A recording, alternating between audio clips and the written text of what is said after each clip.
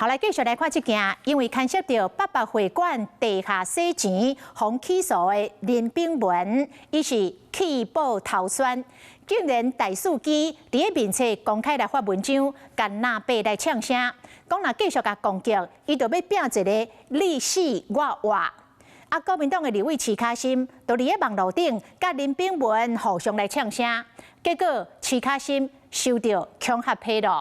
因为担心家己的安全，徐卡心讲，伊已经向警政署申请保镖。我能够做的事情，就是在这个通缉犯这么不要脸，在网络上面发文的时候，呼吁他回国归案。结果反而他骂我不要脸呢，是谁比较不要脸啊？玫瑰半步拢是咧针对已经检到海怪林炳文。国民党的立委徐卡心一口气吞白落，伫面册顶管发文章，骂甲真大力，结果杀红放掉。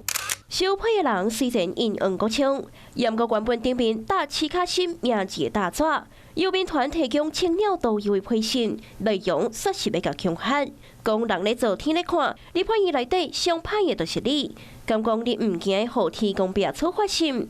对于这件代志，徐卡心透露讲，因为林炳文有误导背景，犯了家己的安危，已经向警政署申请保镖。我们的法务部长有够没 guts 的，欢迎光临。我们连那个什么自动通关的机器，你回国的时候，他都会跟你说欢迎光临。但是因为法务部长陈明谦针对林炳文监督的行为，对我讲一句，欢迎伊家己倒来投案。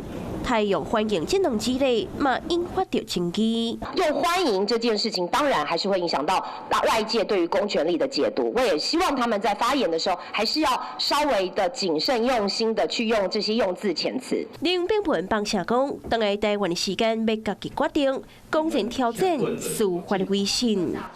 Hello， 我是张新文，想要抢先掌握最及时的新闻资讯吗？赶快订阅、按赞、开启小铃铛，锁定华视新闻 YouTube 频道。